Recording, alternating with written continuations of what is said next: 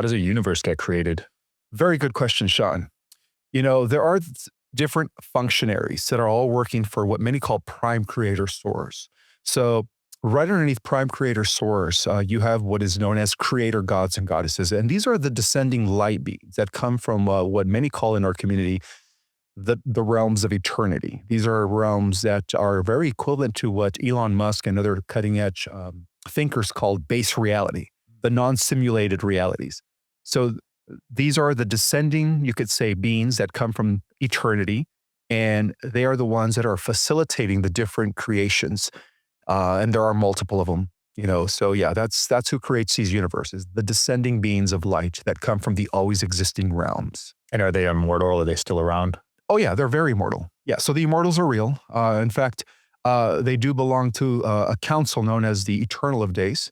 And, a lot of this stuff is being revealed through comics and Marvel movies. They talk about the Celestials in Marvels. Well, there is an equivalent to a race of beings that have never had a beginning or end, that have always existed. In fact, those are the progenitors of all human races and all beings throughout the multiverse. And within the cosmic records, they are known as the Eternals. So I'm starting to think that the writers of Marvel Comics and DC, to a large extent, actually tapped into this knowledge and decided to just go about it in a nonchalant way, trying to explain these concepts to the general public. Yeah. Same with the Star Trek writers. Oh, absolutely. Gene Roddenberry was actually channeling the information from the Galactic Federation.